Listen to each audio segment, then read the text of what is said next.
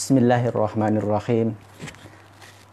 Assalamualaikum warahmatullahi wabarakatuh.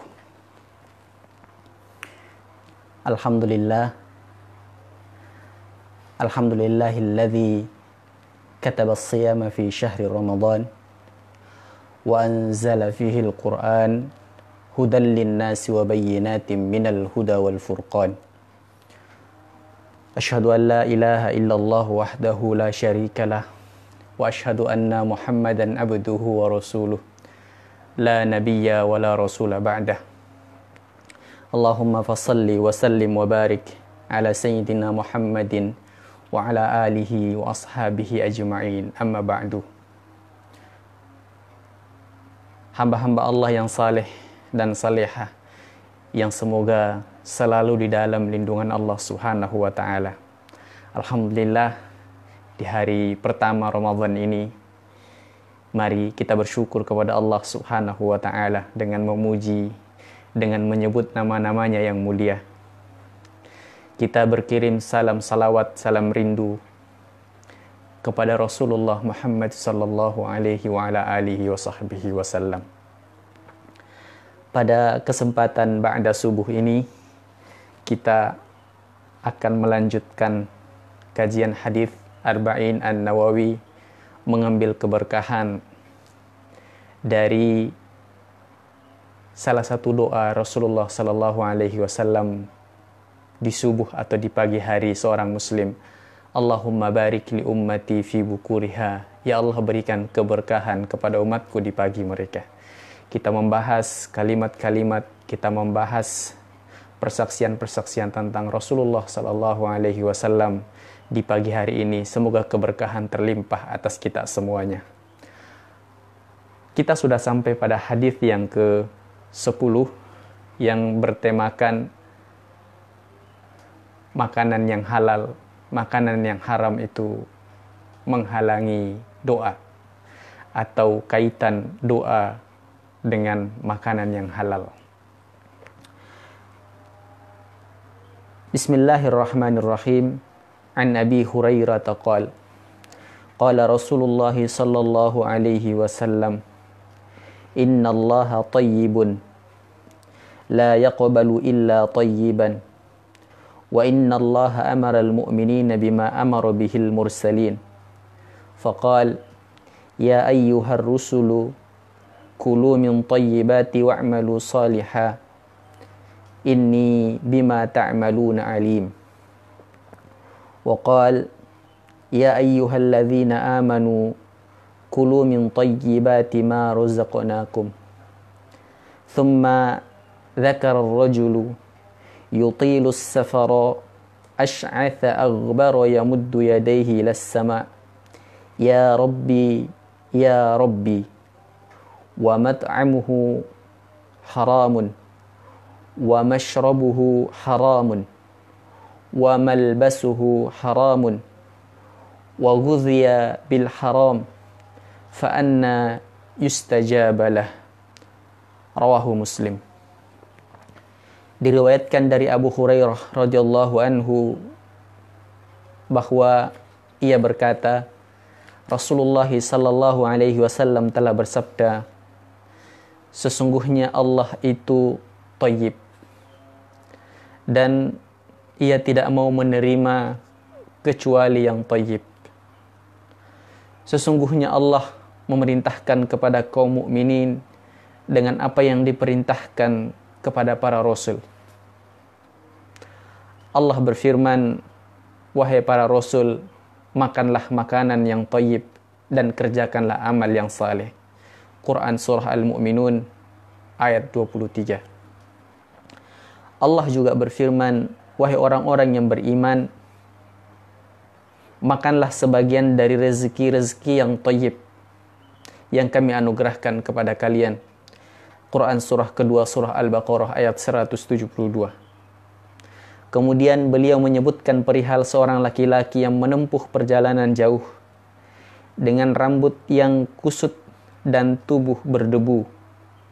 Ia menengadahkan kedua tangannya ke langit seraya berdoa, Ya Rabbi, Ya Rabbi. Sedangkan makanannya haram, minumannya haram, pakaiannya haram, dan ia dikenyangkan dengan hal-hal yang haram, maka bagaimana mungkin orang seperti itu akan dikabulkan doanya? Hadis riwayat Muslim. Hamba-hamba Allah yang saleh dan salihah. Hadis ini diriwayatkan oleh sahabat mulia, sahabat yang kita kenal dengan mujahadahnya yang sangat kuat untuk mendapatkan ilmu, mujahadahnya yang kuat untuk selalu berada di samping Rasulullah sallallahu alaihi wasallam sampai beliau kemudian memutuskan untuk tinggal di teras Masjid Nabawi yang dikenal dengan Suffah. Beliau menceritakan kepada kita sabda Rasulullah sallallahu alaihi wasallam yang sudah kita bacakan tadi.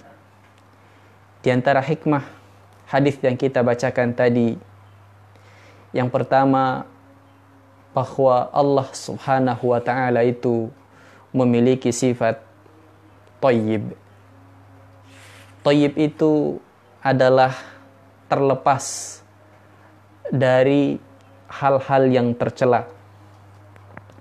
Thayyib itu adalah pujian yang suci, pujian yang terlepas dari celaan. Itulah Allah Subhanahu wa taala, dia terlepas dari segala aib, dia terlepas dari segala cela, dia terlepas dari segala kekurangan. Innallaha thayyibun. Betapa kita berbangga, kita bersyukur, kita memiliki Tuhan yang memiliki kesempurnaan sedemikian rupa, sehingga tidak ada alasan bagi kita untuk kemudian tidak tunduk, untuk kemudian tidak memuji, untuk kemudian tidak mengagungkan Allah Subhanahu wa taala. La yaqbalu illa thayyiban.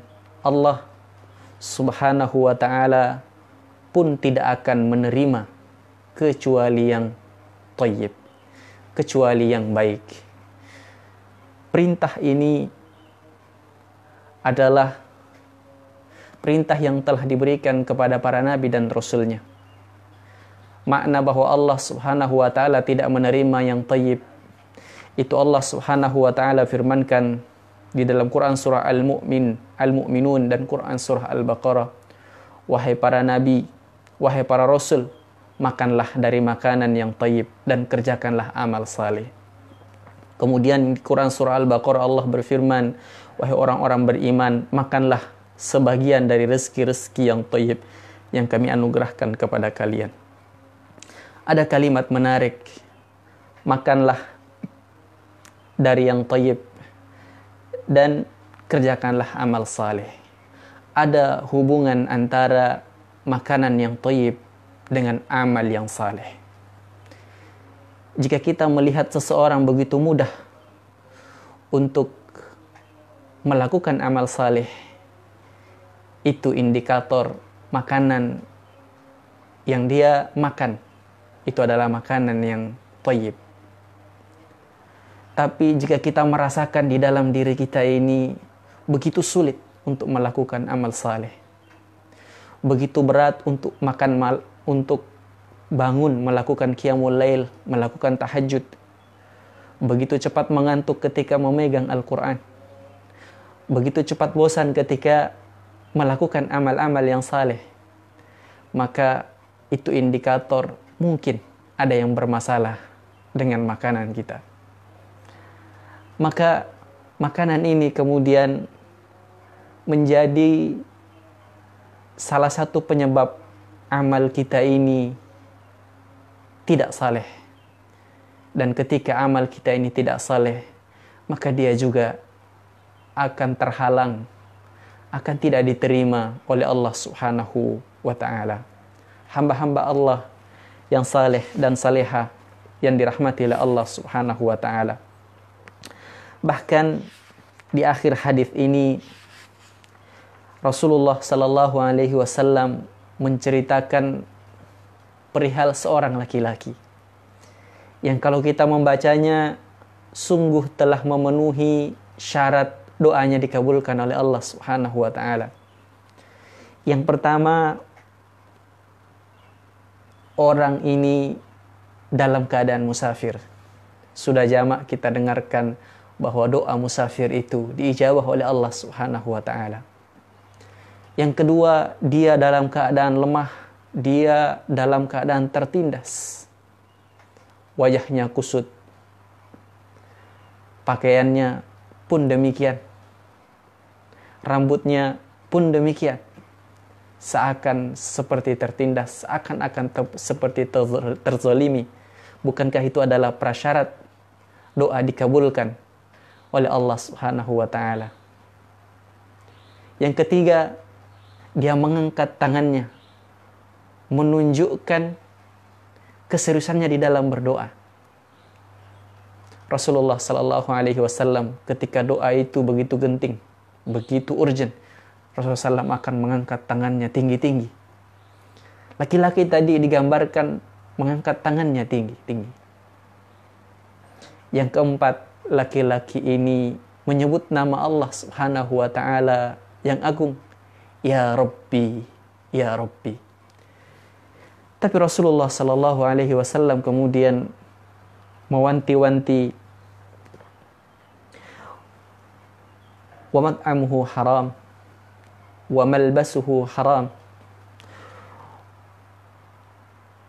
wa mashrabuhu haram wa ghudhiya fil haram. Makanannya haram, minumannya haram, pakaiannya haram, bahkan perutnya dikenyangkan dengan hal-hal yang haram. Fa anna yustajabalah. Bagaimana doanya akan diijabah oleh Allah Subhanahu wa taala? Pelajarannya, mari kita memperbaiki isi piring kita. Thayyib itu di samping memiliki makna baik, juga memiliki makna halal.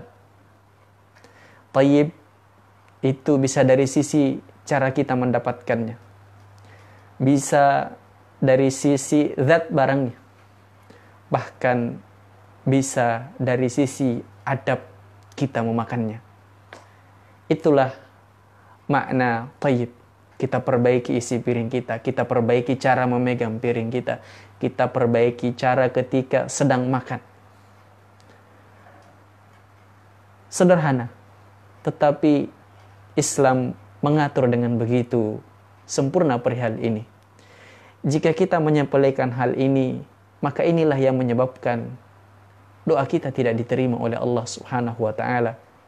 Amal kita begitu sulit, begitu berat kemudian untuk menjadi salah, dan bisa saja menjadi sangat mudah untuk menjadi amal yang salah, untuk menjadi amal yang tidak diterima oleh Allah Subhanahu wa taala. Bulan Ramadan ini adalah bulan yang memberikan pelajaran kepada kita untuk melakukan pola yang baik terhadap makanan, untuk kemudian melatih diri kita terhadap hal-hal yang bisa, untuk kemudian perhatikan hal-hal yang bisa menghalangi kita dari tidak diterimanya doa kita. Maka di dalam bulan Ramadan ini adalah bulan puasa, bulan kita untuk kemudian berlapar-lapar, bukan bulan untuk kemudian memenuhi pikiran kita, memenuhi rumah kita dengan makanan. Semoga dengan kita mengatur pola makanan itu, doa kita diterima oleh Allah Subhanahu wa taala. Sehingga dengan doa yang kemungkinan besar diterima oleh Allah Subhanahu wa taala, bisa setiap saat kita mendoakan semoga musibah pandemi COVID-19 ini segera berlalu. Semoga saudara-saudara kita yang diberikan ujian oleh Allah Subhanahu wa taala diberikan kesabaran dan disembuhkan oleh Allah Subhanahu wa taala. Kita bisa berdoa banyak kepada Allah Subhanahu wa taala. Bukankah doa senjata orang-orang beriman? Kalau kita kemudian menyepelekan perihal makanan ini bukan makanan yang thayyib, maka itu sama saja kita menjadikan tumpul senjata kita. Kita bisa saja kemudian berperang atau berjalan tanpa senjata. Aqulu qouli hadza astaghfirullah li wa lakum Subhanakallahumma rabbana bihamdik nashhadu an la ilaha illa anta nastaghfiruka wa natubu ilaik. Al-afu minkum. Wassalamualaikum warahmatullahi wabarakatuh.